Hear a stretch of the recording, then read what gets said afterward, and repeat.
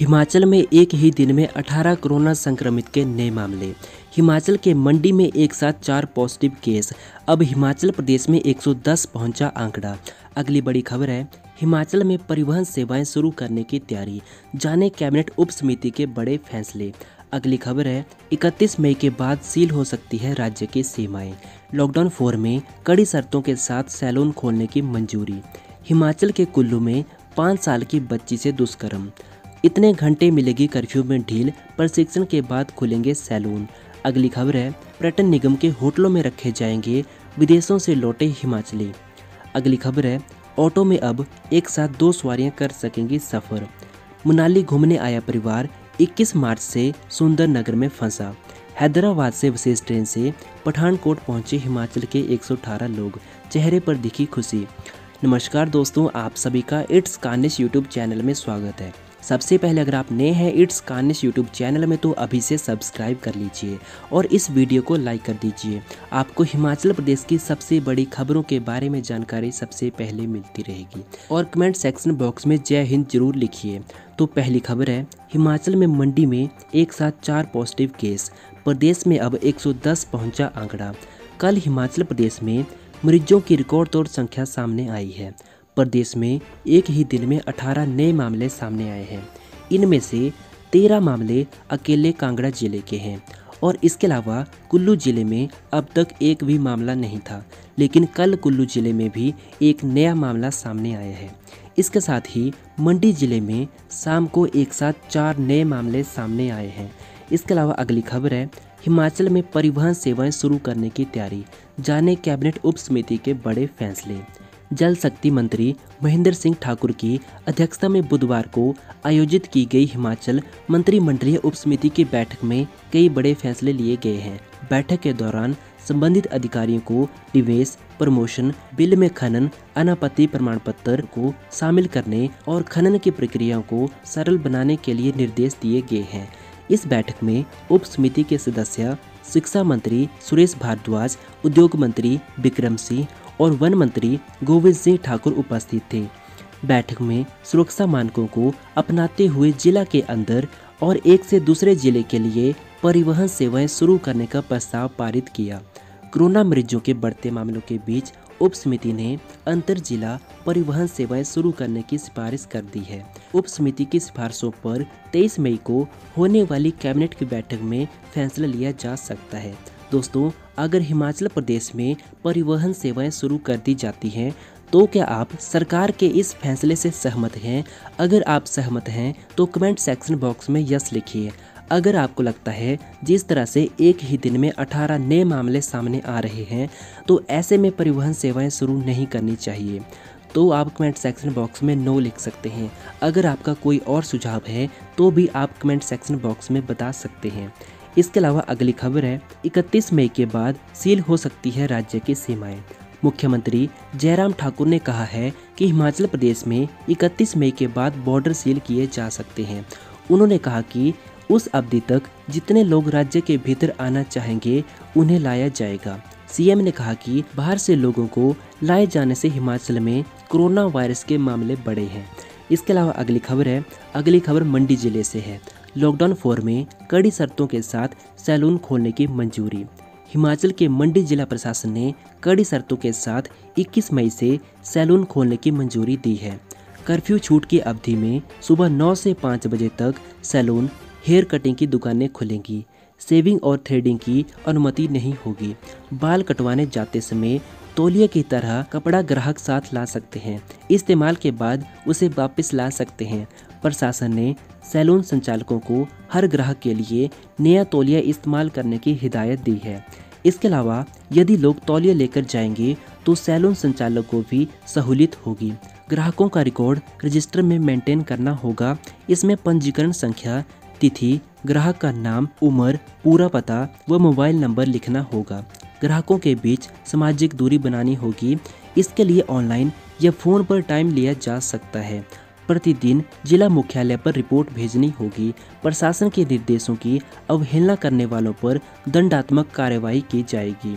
DC ने कहा कि दुकान, सैलून के प्रवेश द्वार पर हैंड सैनिटाइजर रखना होगा। ग्राहकों के बीच 2 मीटर की दूरी बनानी होगी ग्राहक जाने के बाद कुर्सी को 1% सोडियम हाइपोक्लोराइड के साथ साफ करना जरूरी है। 10 वर्ष से कम उम्र के बच्चों और बुजुर्गों के साथ विशेष सावधानी रखनी होगी। हेयर ड्रेसर को मास्क के साथ टोपी व दस्ताने पहनना अनिवार्य होगा। खांसी, बुखार या सांस की बीमारी के लक्षण वाले ग्राहकों और बार्बर की सेवा पर प्रतिबंध रहेगा। इसके अलावा अगली खबर है, हिमाचल के कुल्लू में 5 साल की बच्ची से दुष्कर्म। हिमाचल के कुल्लू जिले में एक क्षेत्र में 5 साल की बच्ची के साथ दुष्कर्म का मामला सामने आया है। पुलिस ने मामला दर्ज कर छानबीन शुरू कर दी है। किराए के मकान में रहने वाले नेपाली मूल के व्यक्ति ने बताया कि वह मजदूरी करता है। 19 मई को उसकी पत्नी सब्जी लाने के लिए बाजार गई थी। बेटी को कमरे में ही रखा था। जब वो वापस आई तो घटना का पता चला। एसपी कुल्लू गौरव सिंह ने कहा कि बच्ची का कुल्लू अस्पताल में मेडिकल करवाया गया है। मामला दर्ज कर अब छानबीन शुरू कर दी गई है। इसके अलावा अगली खबर है, कांगड़ा जिले से इतने घंटे मिलेगी कर्फ्यू में ढील, प्रशिक्षण के बाद खुलेंगे सैलून। हिमाचल प्रदेश के कांगड़ा जिले में कर्फ्यू में ढील के समय में कोई बदलाव नहीं किया गया है। उपायुक्त कांगड़ा राकेश प्रजापति ने बुधवार को प्रेस वार्ता में कहा कि कर्फ्यू में ढील पहले की तरह ही सुबह 7 से दोपहर 2 बजे तक रहेगी। इसी दौरान दुकानें खोली जा सकेंगी। इसके साथ ही लोग सुबह 5:30 से लेकर 7:30 बजे तक सुबह की सैर करने की अनुमति प्रदान की है। इसके अलावा नागरिकों को मास्क पहनकर घर से बाहर निकलना अनिवार्य होगा और सैलून और ब्यूटी पार्लरों में कार्य करने वालों को ट्रेनिंग दी जाएगी। जिले के सैलून और ब्यूटी पार्लर संचालकों को प्रशिक्षण दिया जाएगा। इसके लिए सैलून तथा ब्यूटी पार्लर संचालक श्रम अधिकारी के माध्यम से आवेदन करेंगे और संबंधित उपमंडलों में उनकी ट्रेनिंग की व्यवस्था की जाएगी। उन्होंने कहा कि ट्रेनिंग लेने के बाद सैलून और ब्यूटी पार्लर खोले जा सकते हैं। और इसके अलावा कांगड़ा जिले में बाहर से आवाजाही के लिए कर्फ्यू पास जरूरी है। इसके अलावा अगली खबर है, पर्यटन निगम के होटलों में रखे जाएंगे विदेशों से लौटे हिमाचली। विभिन्न देशों से 29 हिमाचलियों की स्वदेश वापसी हो गई है। केंद्र सरकार ने इन्हें फिलहाल दिल्ली, केरल और पंजाब में क्वारंटीन किया हुआ है। हिमाचल प्रदेश लौटने पर पर्यटन निगम के होटलों में इन्हें क्वारंटीन करने का हिमाचल सरकार ने भी इंतजाम कर लिया है। हिमाचल प्रदेश में लौटते ही पर्यटन निगम के शिमला, बड़ौग, धर्मशाला और पालमपुर के होटलों में रखा जाएगा। इसके अलावा अगली खबर है कुल्लू जिले से। ऑटो में अब एक साथ 2 सवारियां कर सकेंगी सफर। कर्फ्यू छूट के दौरान कुल्लू जिला में बिना कर्फ्यू पास के 2 सवारी के साथ ऑटो रिक्शा चलाने को अनुमति दे दी गई है। इसके लिए नए आदेश जारी किए हैं, जिसमें ऑटो चालकों को सवारियों के बीच कार्टन या पॉली बैरियर लगाना होगा, जिससे दोनों यात्री एक दूसरे के संपर्क में ना आ पाएं। इसके अलावा अगली खबर है, मनाली घूमने आए परिवार 21 मार्च से सुंदरनगर में फंसा।